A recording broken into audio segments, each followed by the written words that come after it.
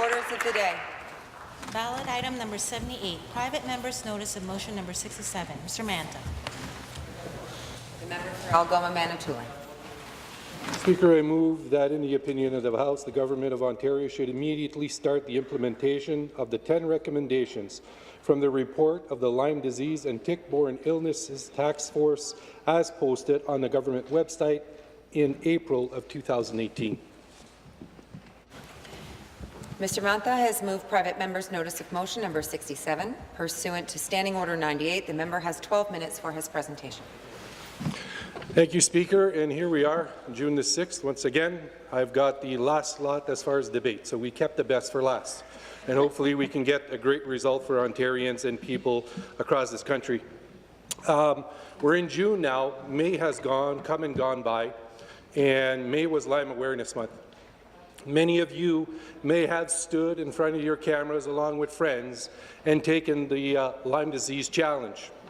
And that's taking a small piece of lime and biting into it, putting it up on the Instagram or on your websites or on Facebook, and putting a little bit of a fact in regards to how people are affected by Lyme disease in this country.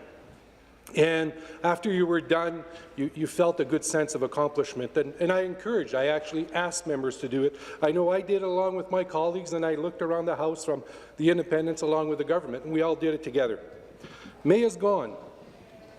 We're into June now. And guess what? People with Lyme disease are still suffering. They're hurting. And we got to make sure that we're not forgetting them.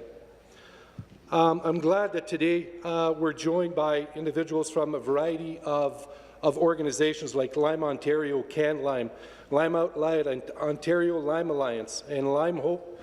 This morning I was joined by a beautiful woman, Monique Hache. She's from Windsor. Her story is one that is very powerful that I will share with you in a little bit.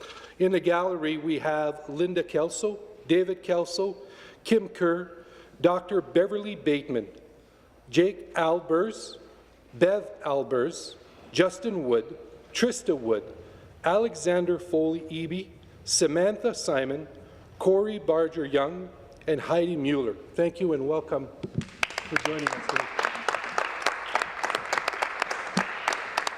These individuals know firsthand what it is to not only live but see others suffer each and every day with Lyme disease. These are the individuals that have been helping them, providing them with options, giving them direction as to where they can go in order to get treatment. And it's frustrating to be in a province like Ontario where we pride ourselves on being rich in resources, being rich on generosity, being rich with compassion and care. And when we see individuals like Monique, a mom, a wife, a sister, a daughter, who one day contracted this disease by a bite from a tick, walked into her doctor, asked her doctor, what's wrong? You know, I don't feel right.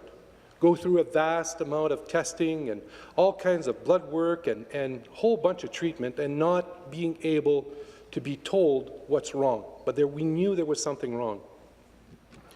And losing the ability to walk and to care with her children, to love them, to hold them, because she is so ill, she is herxing, her body is just in complete anguish.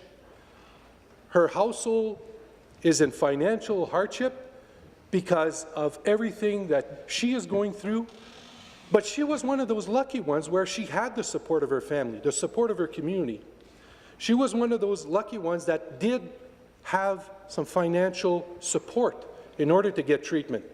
But here's the frustrating part, Speaker, is that that support was not available to her in Ontario. That support was not available to her in Canada. She had to go to the U.S. in order to get that treatment.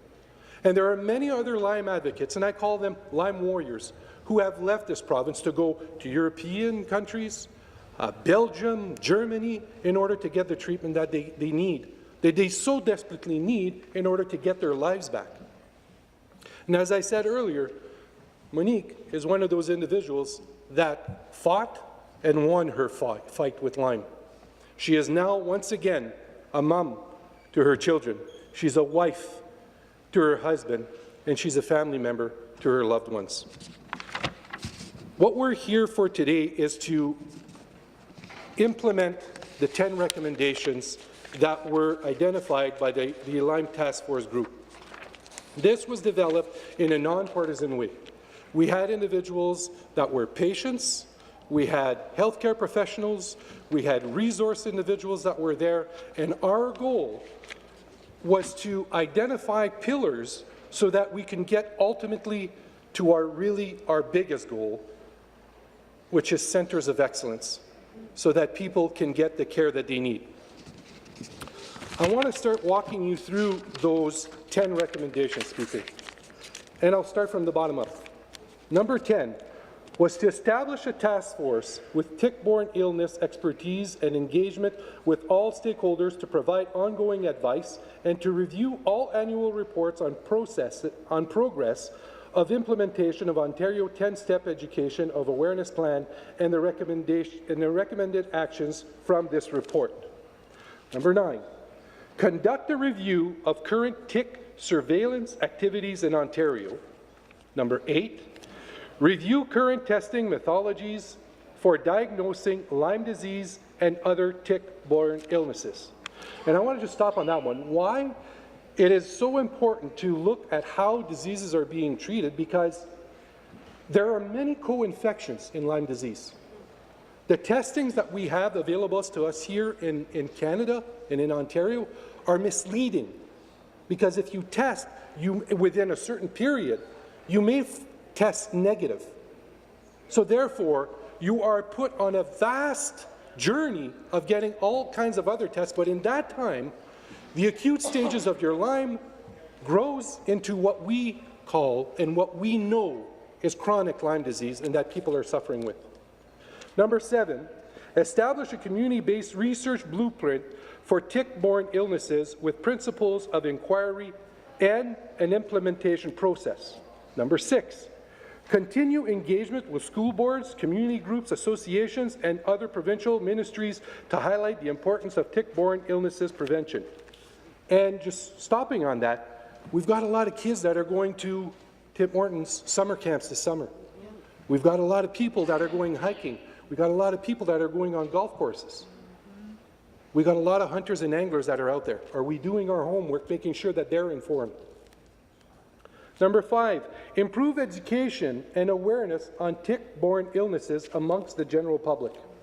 Number 4, provide professional education opportunities for regulated health professionals and establish a coordinated care model for patients with Lyme disease and other tick-borne illnesses at all stages of the disease. Because the falsehood out there is that if you go into your doctor and the doctor doesn't see the bullseye rash, then you don't have Lyme disease. That's false. It's a myth. And we have to provide that information, and we have to get best practices together so that our healthcare professionals can start doing a proper clinical diagnosis of the individual's illness to recognize all the signs that are there. That's what we need to do. Number 3, improve communications to regulated health professionals regarding standards of practice for diagnosing and treating Lyme disease and other tick-borne illnesses. Number 2, conduct a review of current clinical practices guidelines focus on the assessment, treatment, and prevention of Lyme disease and other borne illnesses.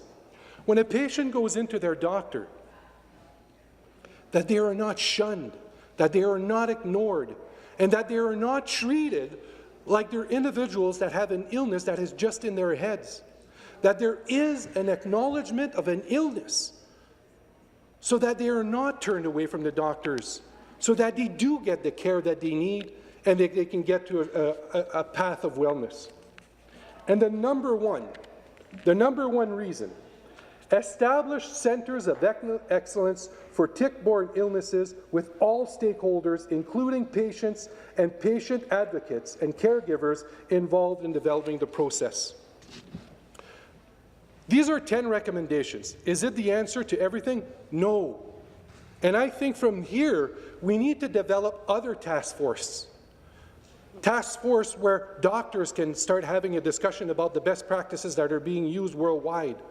Because the co-infections that are here in Ontario differ from the ones that are different than the ones that are in the States, that are in Australia, that are in Germany, that are all over the place. However, there are certain common co-infections that are there that we can bring proper care for those individuals so that we can get people to wellness, get people to feel somewhat more comfortable in regards to their illness and start treating them better. I've brought this to the floor of this legislature many times, and when I do come to this floor, I come on behalf, I've brought you the names of Paige Spencer in the past, beautiful young lady who has been basically wheelchair-ridden. Sarah Bass is another Lyme warrior that I've brought to the floor of this legislature. And just this weekend, I was at a fish fry in Thessalon in my riding, and I met up with Sheila Chilman and her grandson, which I met about 6 years ago when he was about 8 years old. He's now 16, Austin Chilman. He's struck with Lyme disease. And I need to tell you, this young man used to skate and be one of the top scorers for the hockey league that he used to play in. He can't go to school no more. He's not playing with his friends anymore. And people are looking at him a little bit different because nobody seems to know what's wrong. There's a lot of support out there for Lyme disease. There are naturopaths that are out there that can help treating Lyme disease. The nursing, the RNAO, 42,000 members strong, passed a resolution unanimously supporting the research and development in regards to Lyme disease. I'm pleading with this government. As soon as we were elected, the first thing that I did was grab a copy of the Lyme report, and I walked it over to the minister, and I told her, you're a newly elected government. Get familiar with this report. Settle into your role as ministry. But I gave her and the Premier a copy of this report. I provided them with a second copy as well. I'm pleading, I'm asking, people with Lyme disease in this province deserve better, they deserve care, and I'm asking you, let's move on this. Thank you. The member for Algoma Manitoulin has 2 minutes to reply.